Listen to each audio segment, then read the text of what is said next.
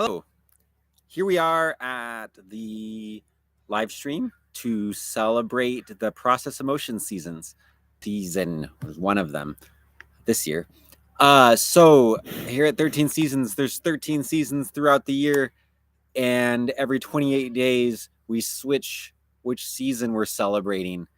And each of these seasons are for one piece of enjoying our best selves. And this season is processing emotions.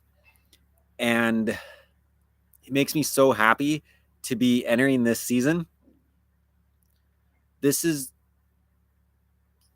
principle of processing emotions is such a fundamental part of becoming who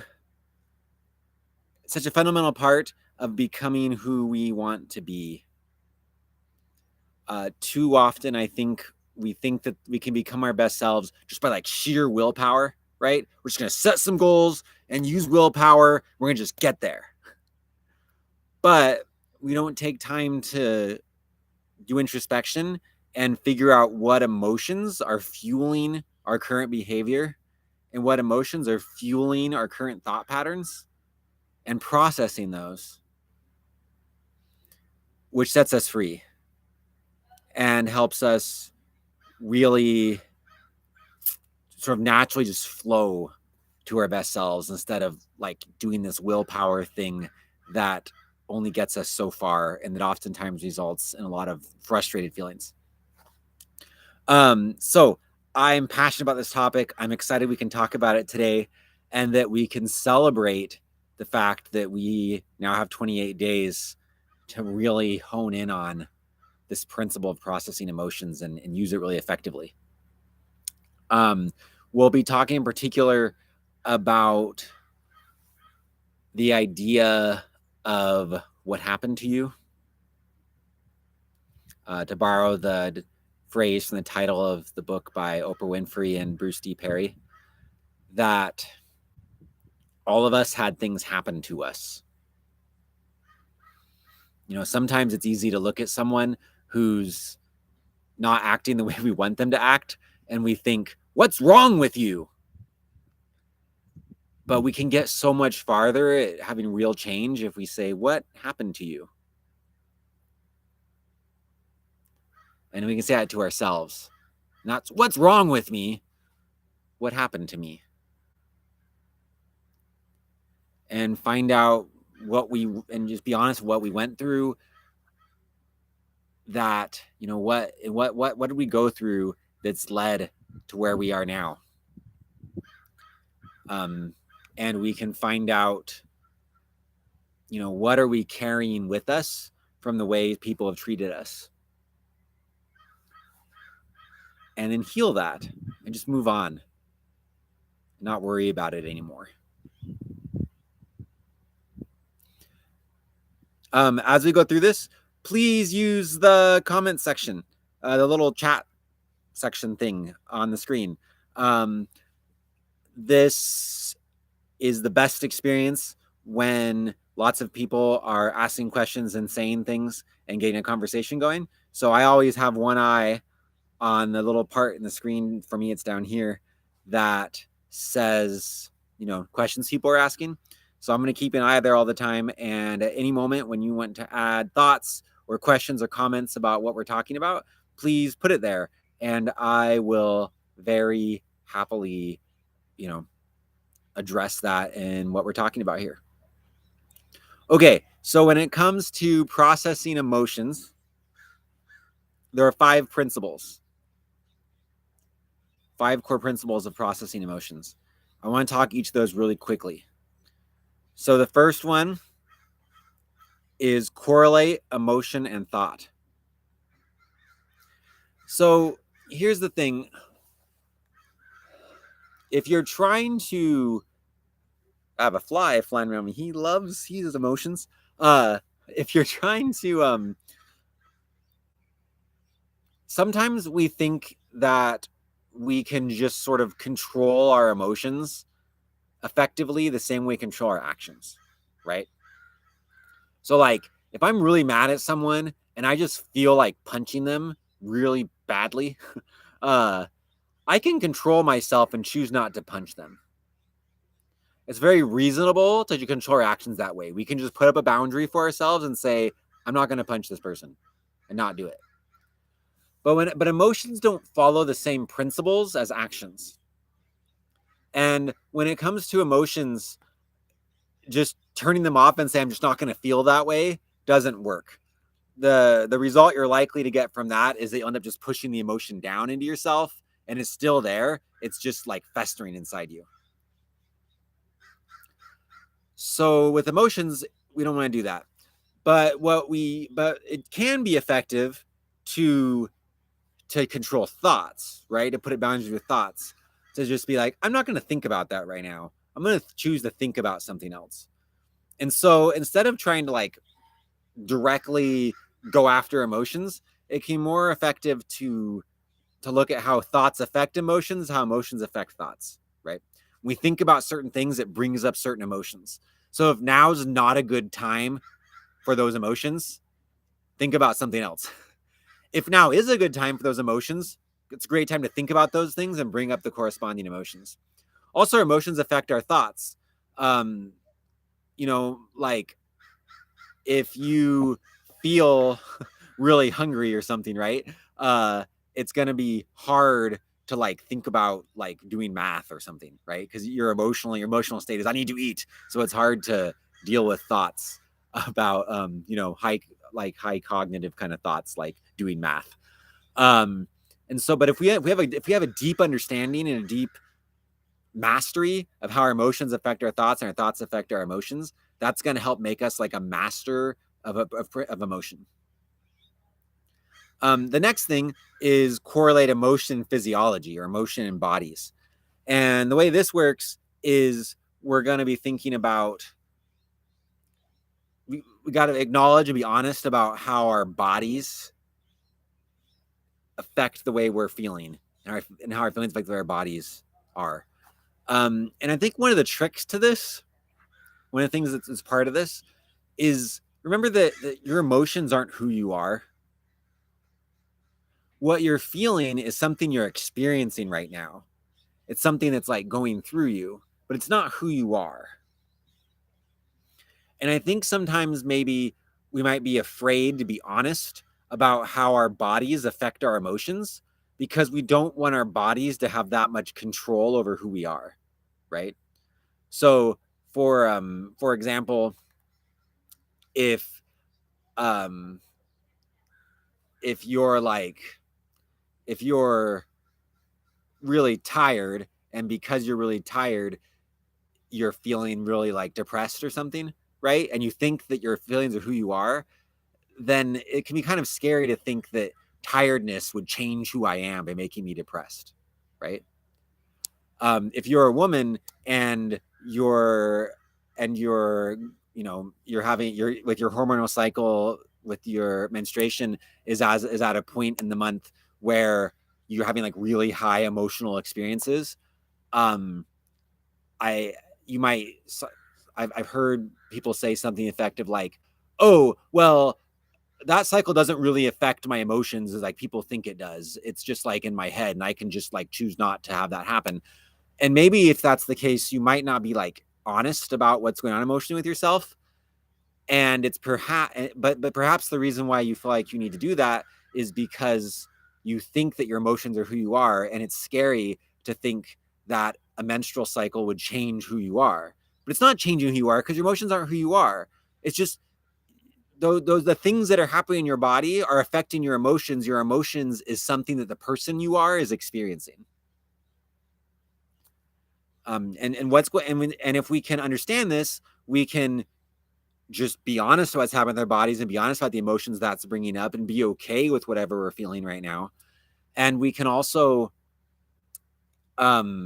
use this to our advantage. We can say, hey, I'm feeling this. Why am I feeling this? And start going through the checklist of what's going on with our bodies and see if there's something we regulate with our bodies to help our emotional state. There's just having like a basic maintenance of body things taken care of, just making sure we're getting enough water and eating the food that puts us in a good place and getting enough sleep and getting some exercise, like just kind of making sure that those 4 boxes are checked well, sets a really good foundation emotionally for ourselves for like every day. The next principle is understand emotions. Do the work to like really understand each emotion, to really understand the nuances of them. In Brene Brown's book, her emotional atlas book, that's her most recent book, she talks about in the intro about how her research has shown that the majority of people only have 3 words for emotions. They got like angry, sad, and happy. And the majority of people, her research showed that like the majority of people didn't have a lot of words for any emotions other than those 3. And so if our vocabulary and our ability to understand the nuances of emotions can be limited by our vocabulary, if we have more nuanced words to talk about emotions with, it helps us have a more nuanced understanding. And so being able to gain the ability to to expand our language around emotion and be able to describe emotion in more subtle ways, like even if using your own words that you make up, right? But being able to say like I'm feeling sad, but there's 5 different kinds of sad. I'm making up the word 5. I don't know if there's actually 5, but if you were to say I've identified 5 different kinds of sadness in myself, and which of the 5 am I feeling right now? Actually, I'm not feeling any of it. I'm feeling a new 6th kind of sadness. That's interesting. Being able to really get down to that like emotional nuance is really, really, really important. And I appreciate what Brandon's saying here about just the helpfulness of not letting your emotional experience be who you are. That's so huge. When you can let go of that, it's so liberating and opens up so many doors to just being able to have the experience you have. And so so it's important to understand emotions, understand the nuances of them. And it's important when we do this to be okay with understanding all kinds of emotions. And one of the important parts of understanding emotions is feeling them. Like life is built to help us feel a large range of emotions. And we think our emotions is who we are, then the emotions that feel unpleasant to us, well, we don't, if our emotions are if I think my emotions is who I am, then when I have an emotion that I think is unpleasant, then I'm going to be like, I don't want to be unpleasant. I'm not going to feel that. But then that gets in the way of understanding emotions, because to understand emotions, you got to feel them. So when we're just, okay, this is just what I'm feeling. It's what I'm experiencing. It's something that's happening to me right now. It's something that I'm going through. Then that give us the freedom to be like, okay, what am I feeling right now? What is this like? And accept what we're feeling. I listened to a podcast with Eckhart Tolle a little while ago that like got me crying because it freed me up so much, where he talks about not running away from suffering. That it's really easy to, we like we're kind of programmed to run away from suffering because we don't want to get hurt, right?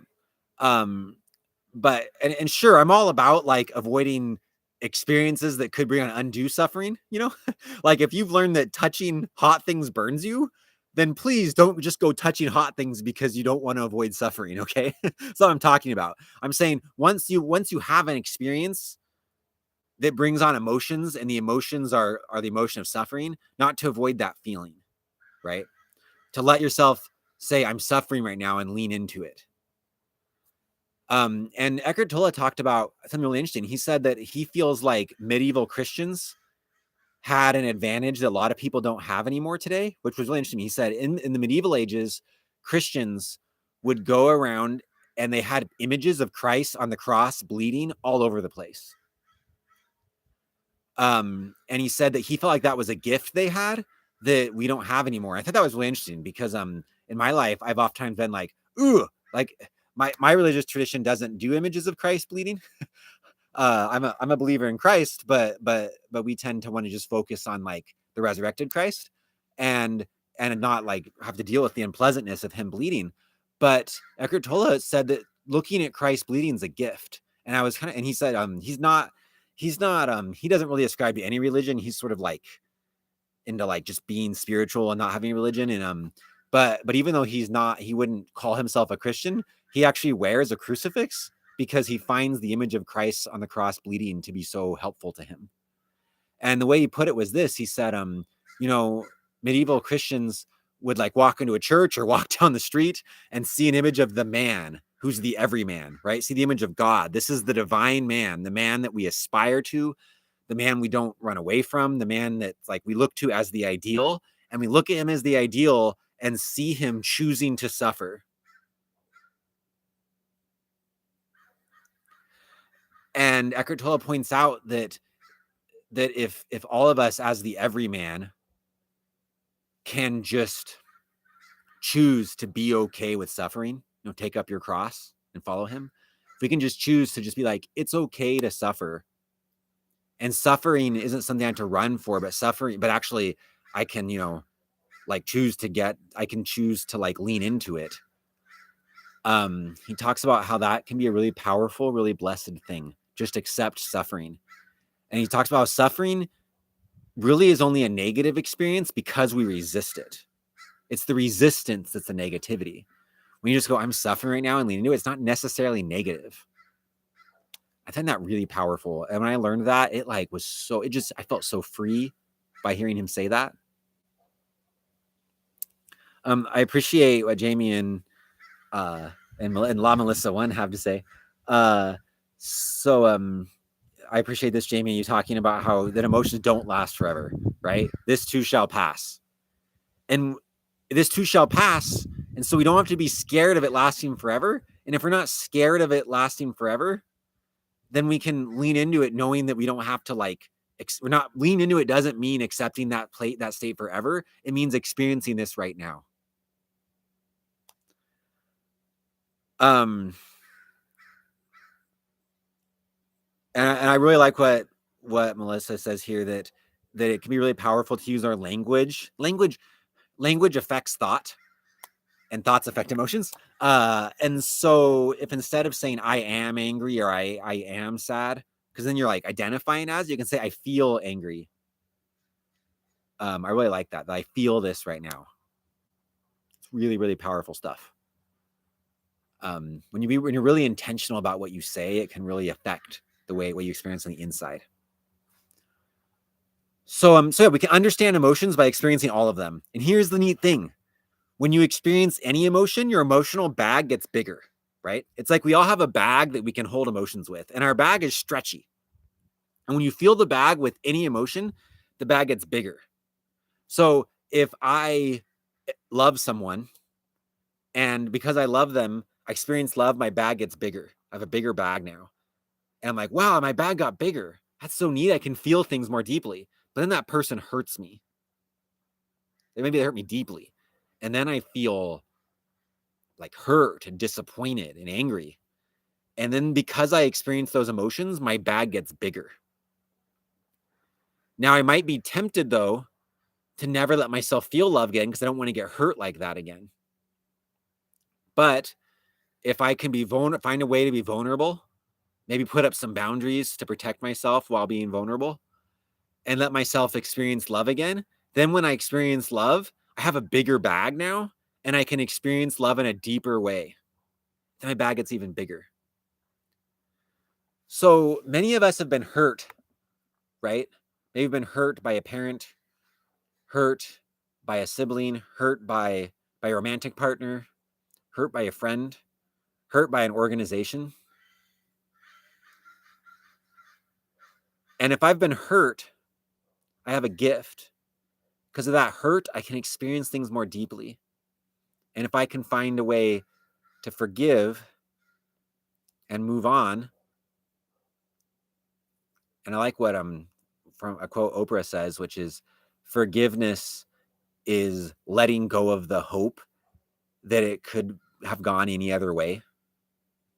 What happened is what happened with that person. And if I can stop hoping that it went it could have gone a different way, or it did go a different way, or hoping that somehow like the past will change or something. If I can just let go of that hope, letting go of that hope is part of forgiveness. There's a different kind of hope we can have, which is the hope that we can just that things that we can be okay with things having happened the way it is. And when we do that and be able to do that forgiveness and then move on and like open our hearts again to that same person, organization, or open our hearts again to, other people or organizations or groups, open our hearts to ourselves again because we forgive ourselves. As we do that, then our emotional bag's bigger and we can hold more than we could before. And we can realize that the fact that we got hurt was a great gift we were given. And like Jamie says in the comments, we can't have empathy if we never have hurt. To have empathy is to experience hurt sometimes. And it's better to feel things deeply as a human than to stop feeling. And that means you're going to feel all kinds of emotions, and you're going to understand them all, and your emotional bag will get really, really full, and you'll be better prepared to be there emotionally for other people. There's another thing about emotions, though, understanding them, is we don't always have to do it by going through crummy stuff in life. And because we have stories, we are so blessed in this world with stories and art and songs. Stories, arts, and songs are a chance to experience to go to an emotional place without actually going through it in real life. And so let's be grateful for all the storytellers and artists and musicians and people like that make neat stuff that take us to emotional places. That's a great gift they give us. Okay. So we have the fourth principle is expressing emotions. We've kind of already actually been hitting on this. If you have emotions, it's important to express them, not to bottle them up down inside. Be careful. Choose to express them in a way that has a least likelihood of hurting other people or hurting yourself. That's the virtuous way to express. But express them, right? Express, and because a lot of times we don't want to express emotions. We might feel angry or sad or something like that. We don't want to express it because we're afraid we're going to hurt someone or something, or it's just scary to express it. Like, what's going to happen when I express this?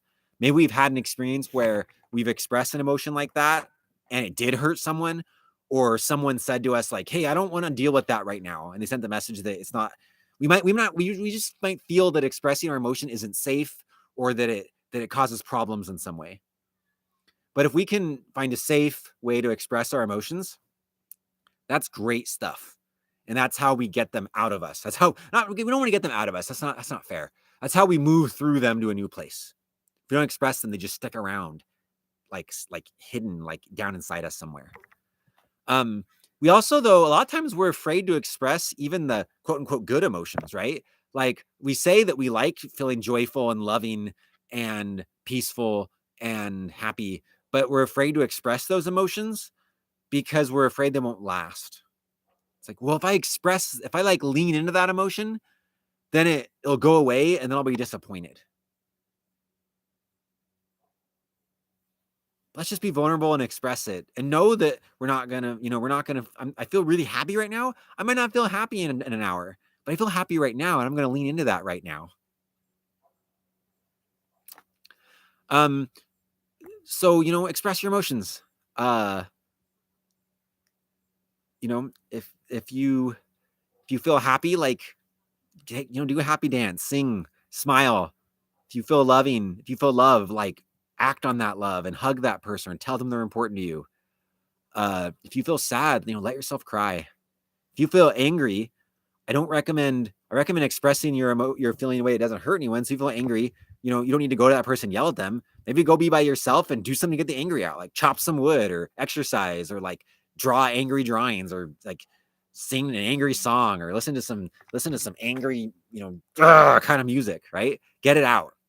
And then, And then when you got it out, then go talk to the person you're angry at. And then in this last one, last principle of the 5 is act on emotions with attention, which is what I just was talking about. That when we act on our emotions, it is important to act on emotions, act on them, just be intentional. Like you don't want the emotion to just take over where you're just acting on it without your higher brain processes being in control. So, which is why, it might be good to express your emotions on your own before you go acting on them. Because sometimes you're not in a place where you can be in control so you need to go express it and then come back. But we want to act on our emotions in a way that's intentional, right? Like act on them in a way that's a gift to our future self. Act on your emotion in a way where a day from now, you'll be like, I'm glad I acted that way on my emotion. I'm glad I did it that way.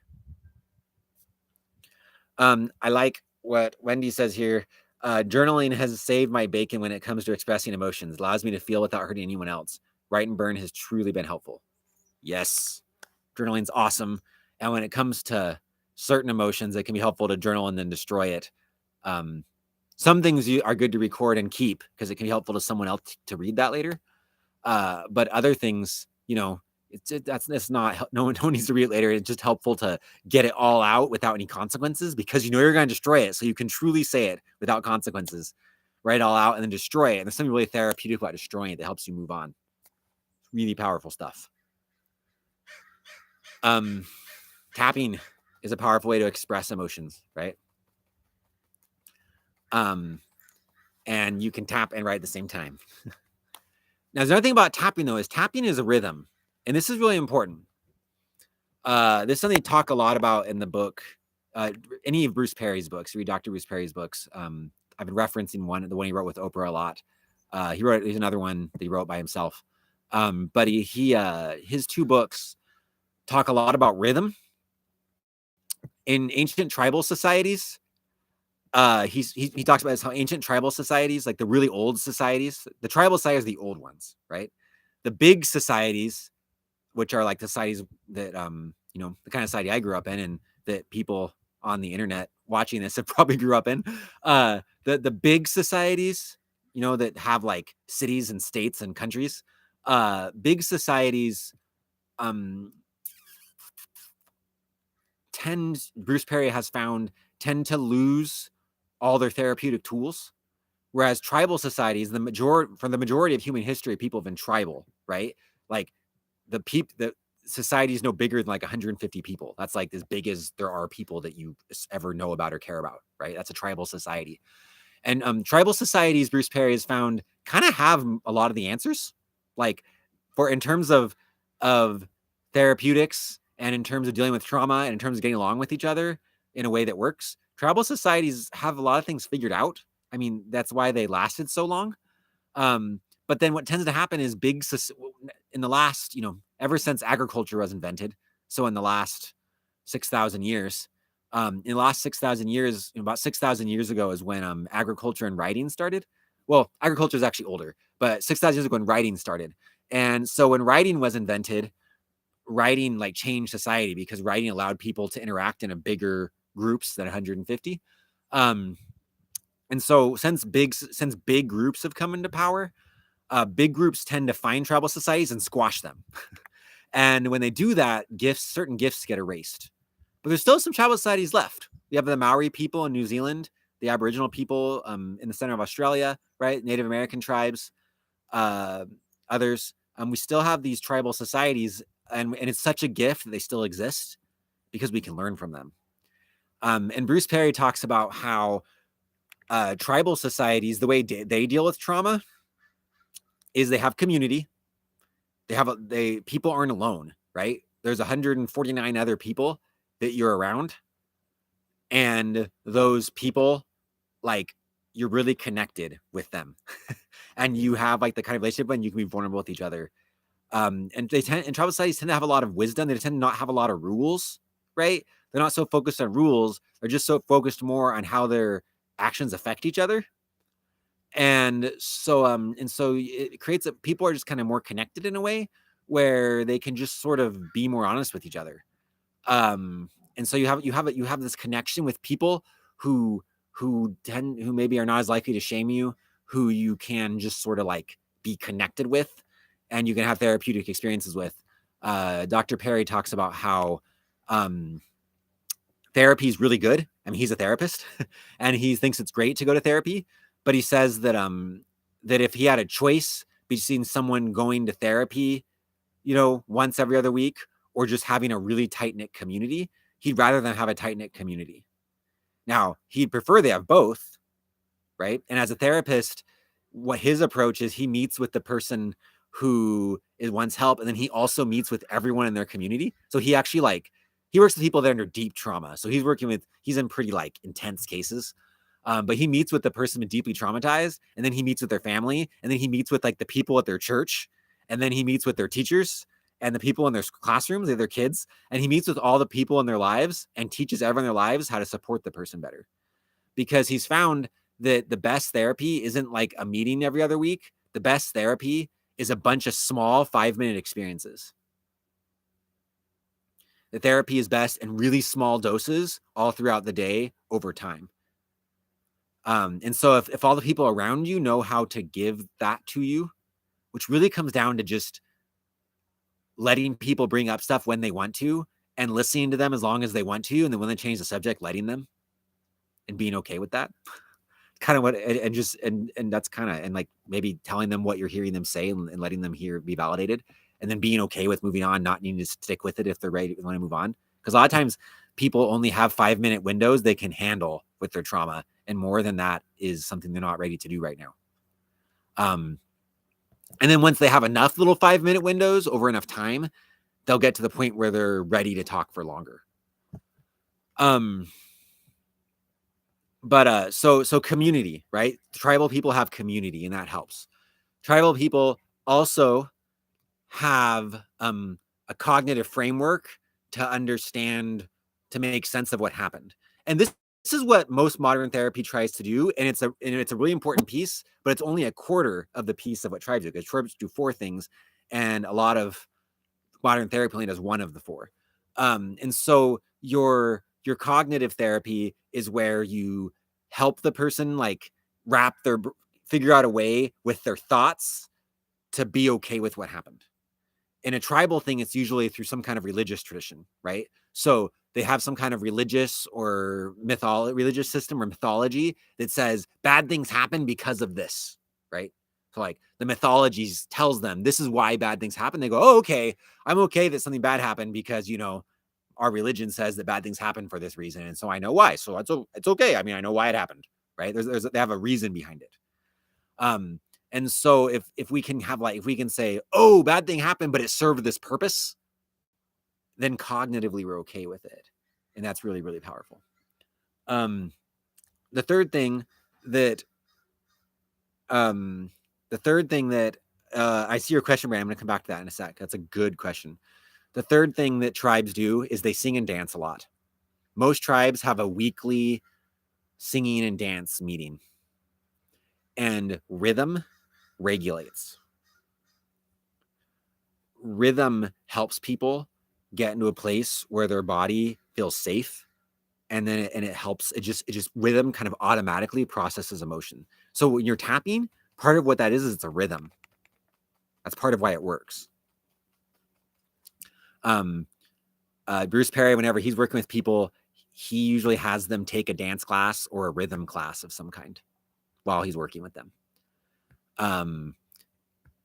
I highly recommend that. Also, dance. The other thing about dance class really powerful is that when you're doing a dance class, you're learning so many things at once. It's a social experience that your brain's having to wrap its mind around, because you have to pay attention to what everyone else is doing to dance with them. It's a body experience because you have to learn the moves of the dance, right? And so you're having to train your body to move a certain way. You're having to pay attention to the music, so it's using that part of your brain. When you're learning a dance, you're using so many parts of your brain that your brain becomes really gooey, and your brain's ready to reform a new way. So a lot of research has shown that if people that are in therapy also do a dance class at the same time, their brains become more malleable, And so they're more open to the therapy. Song and dance is really, really powerful, or any kind of rhythm, right? The rhythms, getting into rhythms of day and night, rhythms of sleeping at certain times, paying attention to the rhythms of the moon, the rhythm of the seasons. When we're in tune with rhythms, it helps regulate our emotions. And then the final thing that Bruce Perry talks about is that all tribal societies usually have some kind of psychoactive drug of some kind. So they use some kind of mushroom or some kind of like root or something that that changes the way your brain works, and that they don't just like use that like willy-nilly. They use it within the context of a sacred ceremony. So it puts boundaries on that substance, so the substance isn't being used just like undiagnosed or something, right? It's not, so it keeps it from becoming like an escapist kind of addiction, but it becomes a tool of medicine. And so our modern therapeutic world, we have like, we prescribe medications to people that can help them, and that fits the tribal model, because we're doing it in like with boundaries, so it's not just like an addiction, right? We're not self-medicating, and that fits the tribal model. But the tribes don't do that they don't use the medication by itself, right? They use it with the other things. So those are all really powerful emotional tools that tribes can teach us. So emotions or tools support someone you are with who has experienced strong emotions. Okay, yeah. So it's one thing if I'm experiencing emotions, right? And I know the tools and I can do it. But if I'm with someone, what do? That can be really tricky. And it goes back, and some of this goes back to the communication virtues. A few months ago, we were doing the communication season, and communication season is all about content, context, delivery, right? So a lot of this is contextual. Who are you with? In what context? What's going on in the situation? So I can tell you lots of different tools that can help, but the situation you're in and the person you're with is going to affect which one to use. So I want you to, I'm going to say some tools that can possibly help. And then it's up to you to figure out, and something you have to learn it by just through experience, try out different tools with the person you're trying to help and figure out which ones work for them and figure out which one's worth in which situation. Right. If you're trying to help your kids regulate their emotions and you have 3 kids, like I have 3 kids, like each of them are going to respond differently when they're feeling emotionally aggravated. And so I'm not going to use the same tool with the same kid. One thing can just be like tapping if they're open to it. Like if you've taught the person, if you've never taught them about tapping and then they're getting upset and then you try to teach them about tapping in that moment, that can be helpful. Like depending on the person, might go along with that. You might be say, hey, I can tell you're really upset right now. Let's tap together. Right. That can be like really effective. But sometimes if they haven't heard of it, they might be like, what are you doing? That doesn't help me. So sometimes that's even a more effective tool if you've taught them about tapping when they weren't upset. And then prepared them. Hey, when you get upset, this is something I want to do with you. Is that okay? And like set the groundwork for that when they're not upset. So when they are upset, they're okay with that. And then when they're upset, you can tap together. Another thing is just listening to people. When someone's upset, if they just know that they're being heard, and you do something to show a sign of how much you hear them. Sometimes staying really calm actually isn't helpful to people. Because if they're upset and you're super calm, it can feel like you don't understand them. They're like, I'm upset, but they're not upset. They don't get it. So it depends on the person, though. Sometimes being really calm invites them to have peace with you. But sometimes being really calm makes them feel like you don't get it. Sometimes it's helpful depending on the person. It depends on the person. It can be helpful to match their tone of voice, actually like match their emotion, because then they feel validated. This was taught to me by someone who told me that he learned this technique at like a conference he went to. So he went to a conference where they taught this technique that you read someone's tone of voice. And it's interesting. My friend who told me this is like very, very, very. He's like on like the very functioning end of the autism spectrum. so like he and so for him this was really useful. Like he was, for him it might be a little harder sometimes to know what to do with people's emotions. But he was like, for him it was like he's like, oh, I have to match a tone of voice. I can do that. Uh, but so he went to this thing and they taught him to match someone's tone of voice, and that can help the person like feel heard and then de-escalate.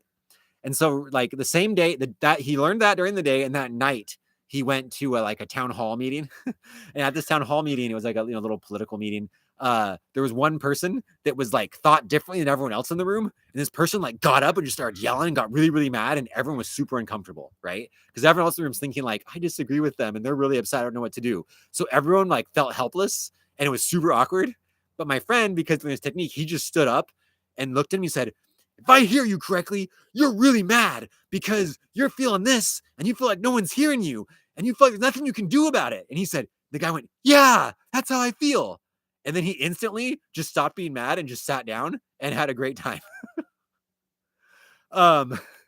So sometimes like it's really refreshing for people to just hear someone match their tone of voice. And it's possible for you to match their tone of voice in a way where you keep peace inside you. And if you can match their tone of voice while keeping peace inside you, and it's with the right person in the right context, sometimes that can really help.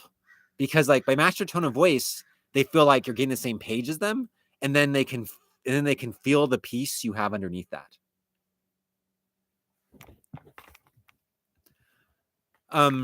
Other tools for when someone's really upset. One thing that works for me is so for me, I found that I went through a phase where I would tap to take care of my own things, and when someone else was upset, I'd be like, why don't we tap together?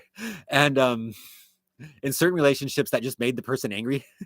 Like they were just like, don't, like, because they were like, they saw it as like I was like they saw it as like I was like trying to fix their emotion, because I was like, we got to take care of this emotion, let's tap, right? They saw it as like I was instantly trying to like take care of it instead of just listening to them. But I wanted to listen to them in a way that's helpful, right? That helps them actually because sometimes when we express our emotions in a way that processes them, and other times we express our emotions in a way that's just kind of like complaining and actually escalating them, sort of. And so I wanted to be able to listen to people in a way that would really help them process, right? It would help them like actually work through it, and not in a way that hopefully it wouldn't need to just keep coming up over and over again. But inviting people to tap with me, is just wasn't working. So I actually prayed about this and I meditated. And when I did, and I talked about this in one of the YouTube shorts I made, I saw inside myself an image of myself with someone, and that person was really upset, and I saw their emotions inside of them like a burning fire. And I saw the fire move, so it was sitting between us. And then I took the fire into my belly. I just listened to them really well while holding the fire in my belly. And for me, and this might be unique to me, right? But for me, I found it's really effective to, when someone's upset or whatever, to listen to them and just visualize inside myself. I don't tell them I'm doing this. Inside myself, I just like imagine like a fire burning inside them that's their emotion. And I imagine putting that inside my belly, and I just hold it there while I listen to them. And that seems, for me, that helps me in like an energetic or spiritual way to hold their emotions with them. That can help. Another really powerful thing is just to repeat back to people what they're hearing. Like when people are really upset, a lot of times because they don't feel heard. And if they can just feel like they're heard, it can de-escalate things. So it can be really, really powerful to listen to someone, hear what they're saying, and then just say to them, maybe match your tone of voice, maybe don't. It depends on the situation. Just say, I hear you saying you feel this, and tell them what you're hearing. Do I hear you correctly? And then they'll either say, yeah, or they'll say, well, yeah, but, and they'll tell you more. And that's great because now you're getting deeper and you keep listening. You go, I hear you saying this. And overall, I think part of it is just like when they're telling their feelings with you, what's going on inside you? Are you thinking, ugh, they're emotional again? I have to deal with this again. I don't have time for this. This is so annoying. Or are you thinking, like think of the story of the Good Samaritan, right? There was a guy that was beat up on the side of the road, and two people who were supposedly holy people, two people whose job it was to be holy, decided that it was too messy or didn't have time or something to stop and deal with the injured person because they had to go do some, I guess, holy thing or something. They had to get somewhere to do a ceremony. But another guy who was really not expected to stop because he was the enemy nation, sort of, that guy stopped. He was the outsider, the outcast. That guy stopped, even though he was busy, probably. I mean, he was on a business trip. That guy stopped, even though it was inconvenient. It wasn't in his plan that day to have this come up. He stopped and he took care of it. And so people rarely get emotional on our schedule. It's not how it works. And so when someone gets emotional, if it's, and particularly if it's someone who gets emotional a lot and you're like, this again, right? But if it's this again, it's because that person isn't getting what they need. That's why it's happening again. And so when the emotion comes up, if you can be like, my entire purpose in the universe right now is to listen to this person. Nothing else matters right now. Nothing exists in the universe but me and them and their feelings. That's the only thing that exists right now. And the most holy thing I can do right now is to be present with them, because processing these emotions matters way more than anything else that I can say I crossed off on my list today. And if we can do that and be present with the person, it doesn't matter which technique we use. It's just it's a way of thinking. If we can think, I'm stopping, I'm being present with them right now, and I'm choosing inside to just say what they feel is real, right? Charity believeth all things. When you love, you believe all things. It doesn't mean you're naive. It doesn't mean you're gullible. It means when people have feelings, you believe the feelings are real because you have charity. You love. It doesn't matter if you think those feelings are justified. It doesn't matter if you think those feelings are warranted. What matters is they feel it. The feeling is real. They're feeling it. And so you can listen and you can say, I believe that you feel that. Help me understand it. And when people feel heard, then they don't feel like the reason they don't feel like they need to keep acting out in the way they're expressing their emotions, because the reason they're acting out is because they've learned that the only way their emotions will get heard is if they act that way. That's what they've been trained to think. And so if you teach them that they don't need to do that to have their emotions healed, then they'll learn they don't need to do that anymore.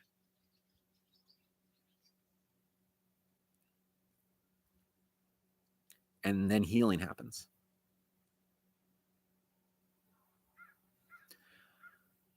Last thing I'd say about this is going back to what I said, the visualizing the fire going from the person into myself, that might help you. It might not. That was like a really unique symbol given to me to help me.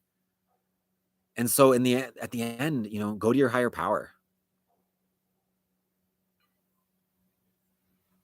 Like use prayer or meditation, whatever you use to go to your higher power and say, hey, there's this specific person I care about who has the same emotional outburst over and over and over again. If it's happening over and over and over again, and this keeps, then the way I'm dealing with this isn't working. Because if we keep dealing with the same problem the same way, then it's going to keep escalating. So just, tell your higher power, just talk about it. Like, this is so frustrating to me. This is so hard for me. Maybe process your feelings about the situation and say, I don't like being in a situation over and over again. Like, you know this person. How can I act with this person? And see what answer you get that's unique to you. And I'm glad that was helpful, Brandon. I want to end today. If any questions come up, please feel free to keep asking questions, and I will go longer. But what I wanted to end with is that. Thank you, Jamie. Jamie says, I feel like that's especially important with kids. It's easy to think that kids are overreacting or that their problems aren't important. When we acknowledge their feelings, we show real love. That's so important. And by the way, kid emotions are the same as adult emotions. I want to point that out. Kids don't have different emotions. They have the same emotions. They just might get triggered by different kinds of events. Like, have you ever worked on a paper all night long, like for a class, and you spent all night working on it, and took hours and hours and hours, and you stayed up for it, but then you forgot to save it, or and then it got deleted, and then you realize that you spent 5 hours on it, but then you have to start all over again now? If that happens, I think that everyone would think that you're justified in being pretty darn angry. If a kid spends forever building something out of blocks and it gets knocked over and they're really upset about it, they're feeling that exact same feeling. They just haven't been alive as long, and they have different ideas of what's important. But the feeling of, I put time into this and then it got ruined, is the same feeling. Just a different amount of time being put into it and a different kind of activity triggers it, because they're kids doing kid stuff instead of adult doing adult stuff, but the emotion is the same. I think we can have a lot more patience and empathy for the things our kids get upset about when we try to think, what's the adult situation equivalent of what they're upset about? And we'll realize that we get upset about the same thing, really. And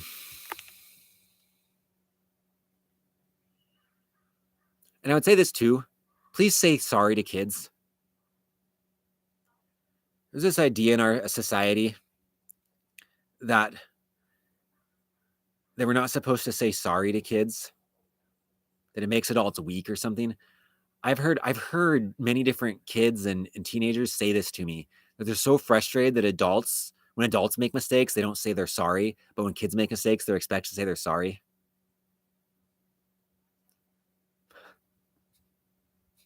Can we please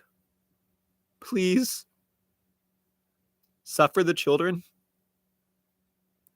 and stop treating them like they're less than people, and just say sorry to them when we mess up?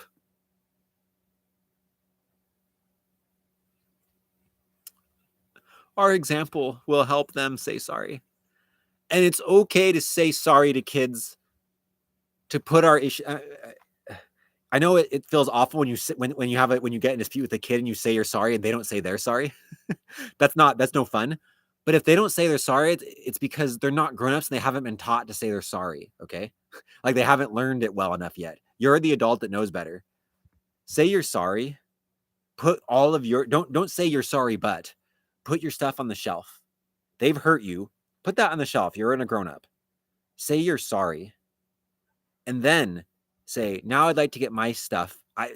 Now that's resolved. That's a separate issue. Now we're moving to something completely separate. It's not a but, it's a separate conversation. Now we're going to get my stuff down the shelf. I'm going to talk to you about why it's important for you to say you're sorry. Not to say you're sorry because you're supposed to, but to help you understand that these actions affect people this way. And it's important to take accountability for how we affect people and say we're sorry. But let's be the example and tell kids we're sorry. We make mistakes, and let's just let kids know we make mistakes and say we're sorry. Now I want to end with something that comes up a lot for us, that I'm positive probably every single person, no, I'm sure every single person listening to this right now, this applies to everyone. During different phases of our life, other people do stuff and it affects us in all sorts of ways. We're humans. and we're brushing shoulders with humans constantly, and we all have the gift of agency, and we all get to be accountable. So we all have the gift that we get to do things, and those things have consequences. If our choices didn't have consequences, then why have choices, right? Like, it's a gift to have choices that have consequences because it makes choices matter. And so because we get the gift of having choices of consequences, we can't expect to be the only ones that get that gift. Like, if I have choices of consequences, other people do too. And other people are going to make choices that affect us. And it doesn't mean they're bad people. It just means that's how life works. And so throughout our lives, especially when we were younger, other people did things around us that affected us. And sometimes there's simple little things that just happen at the wrong moment, the wrong time, that like really put a deep wedge in that still affects the way we're acting today. Sometimes it's really big stuff. Sometimes people were outright abusive, right? We have a big range, right? Like, I can think back in my life, and there were times when, someone did something that was super duper innocent, that, like super duper innocent, like I was at church and I said something cute in the front of the room, and everyone in the room laughed because they're laughing because a kid did something cute, and I was mortified and embarrassed because everyone was laughing at me. I to this day I remember that experience. Okay, I got stuff to process, guys. I remember that experience very deeply. It still hurts, right? No one was trying to hurt me. They were just being humans. Other times, there were times where, people were trying to do good, right? I think of a time when I was laughing and being silly, and an adult told me, "Hey, you need to grow up and not act like that."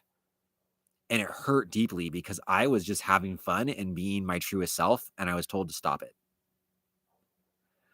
I can think of other times when some, adults acted towards me in ways that were just like systematic over time, ways that really hurt me deeply, right? Um, so there's a big range of things here, right? From things that are super duper innocent, things that are well intentioned, things that were just other people that were hurt, expressing their hurt by hurting others in really deep ways.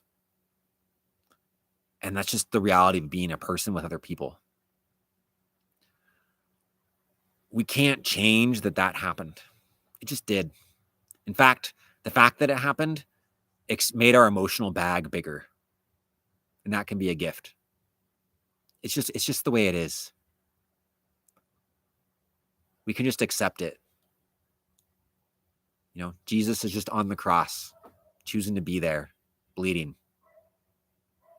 You can just choose to accept it, lean into it, just be like, that happened. And we can do that in a way that allows us to process it,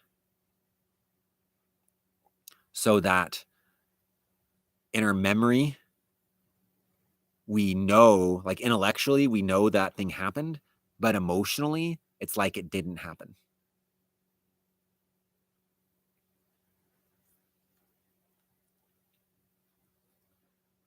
And so I want to lead us through a meditation right now that'll help us to do that.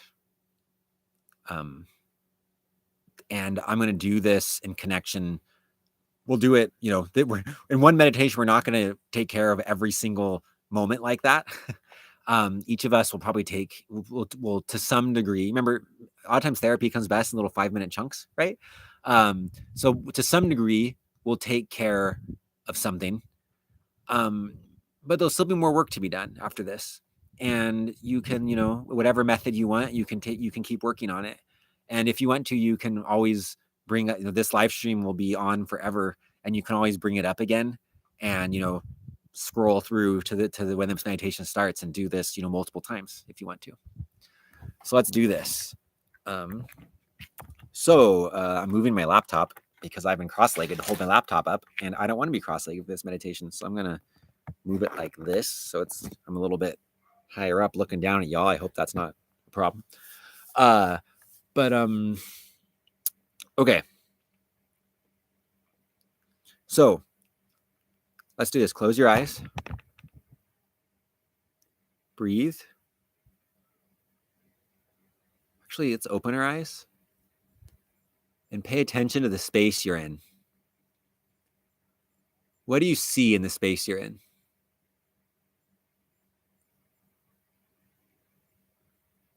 Now notice one more thing you didn't see before.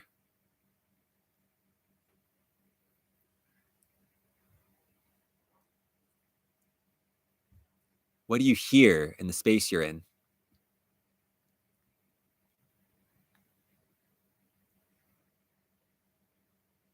Notice one more thing you didn't hear before. Smile. Isn't it awesome that we can experience what we see and what we hear?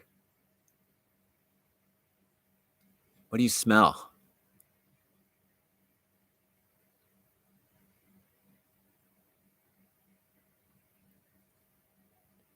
What else do you smell?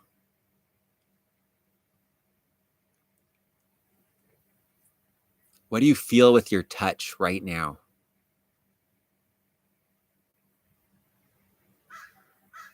Lean into your touch 10% deeper. What more do you notice about that texture?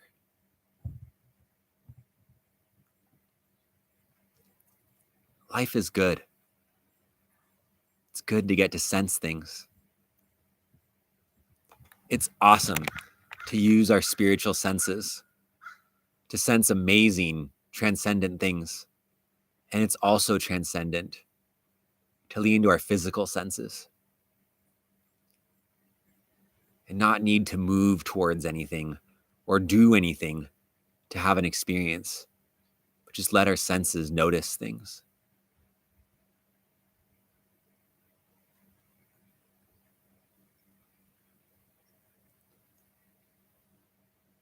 We're spiritual beings having a physical experience.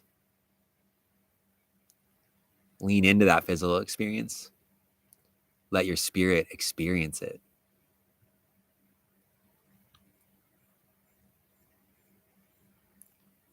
Now let's close our eyes and think of a time that you're ready to process right now. When someone acted towards you in a way that caused hurt. You can ask yourself, self, call up an image of the time that's best for me right to process right now and see what comes up. Be really aware of that time. Notice whatever details you can notice. Make the time real right now. And to your body, it's as if it's happening right now. Hormonally, emotionally, chemically, when you lean into a memory, it's as if you're feeling it right now. It's as if it's happening right now. Let it happen. Tap your sternum and lean into it.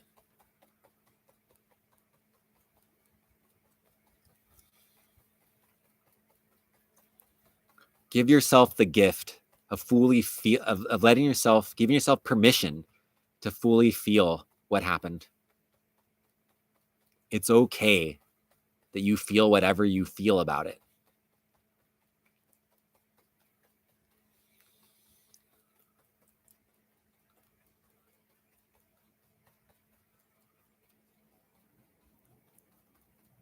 Whatever you feel is natural and normal to feel. You love yourself. You're worthy of love. When you love someone, you believe them.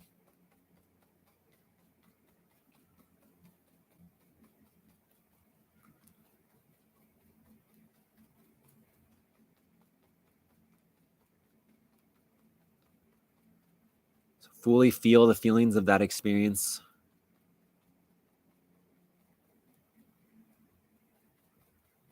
Keep leaning into that. Give names to some of the feelings you're feeling in your head. Like in your head. You can even say it out loud if you want to. Name the feelings.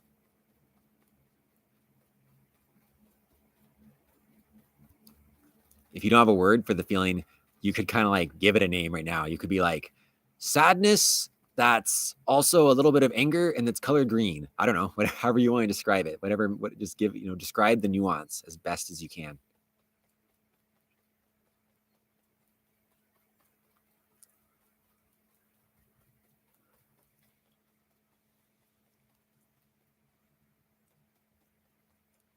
Okay, now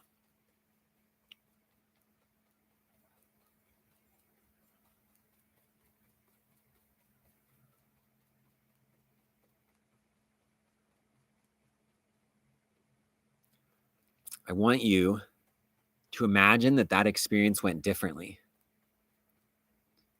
If that experience had gone in a way that was positive for you instead of negative, what would it have been like? And keep tap with your other hand. And while you tap, just like use as much of you try to like see that experience going differently, like through your own eyes, hear it differently, smell it differently, feel it with your touch differently, like use all your call up all your senses just to experience what it would be like if the experience went in a positive way.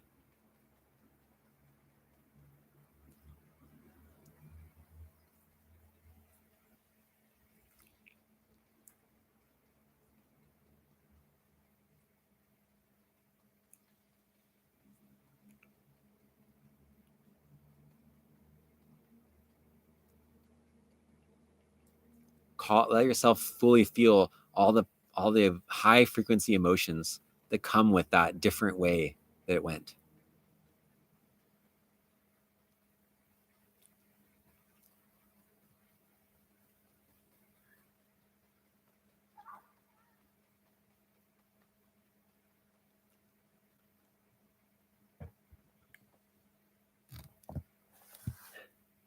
Now, to your body, you just said to your body, I hear you. You said to your soul, I hear you. I hear the emotions that you experienced. And I validate those. And then you said to your body, to your soul, emotionally, this actually happened like this. And you gave your body a new memory to replace the old one with, emotionally. Intellectually, you still know what happened. And what a gift that is. What a gift to have the memory of the way it happened. Because that memory is something you can learn from. And it's something that can help you empathize with others, right? And it's something that can help you modify your behavior, right? Because you remember it still, you're gonna not treat people that way. You're more careful on how you treat people. What a gift that is. But emotionally, what we just did helped your body emotionally experience something different. And so emotionally, we're not haunted by it. Emotionally isn't affecting our behavior and like getting us to act a certain way that isn't really appropriate to what's happening, right? Emotionally, it isn't blocking us from being one with other people. Emotionally, it isn't like, if we want the earth to ascend, if we want the earth to become, to become like a place of pure peace, if we want world peace, if we want a healed planet, if we want paradisical glory, then everyone has to heal, because you and I are the earth. Like, I'm made of the earth. I'm a piece of the earth. You are too. And so as long as you're carrying that burden, a piece of the earth is hurt. And we're more one than we think we are. And so if I can heal that thing in myself, I've just healed a little piece of the earth. And here's the thing, everyone else that shares that feeling on the earth has it healed just a little bit too. Right? So when I experience embarrassment and I heal it, every single person on the planet who shares the experience of embarrassment, who's connected to me by that energy, gets a little bit healed too. And that's how we heal the planet and bring about peace, is by doing our personal work. And so we just create a new emotional memory for ourselves, and we've just healed the trauma of our planet just a little bit. right here together. We just did it, guys.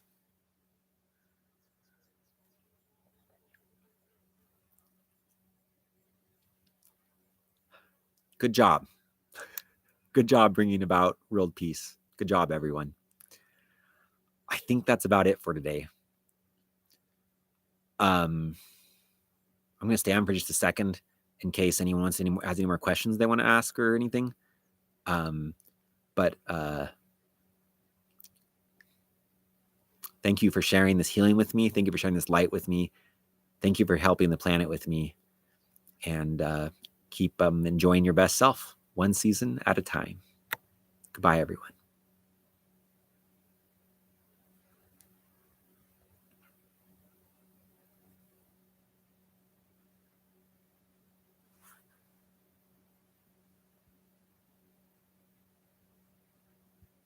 I enjoy learning with you too, Brandon. I like that, learning with you.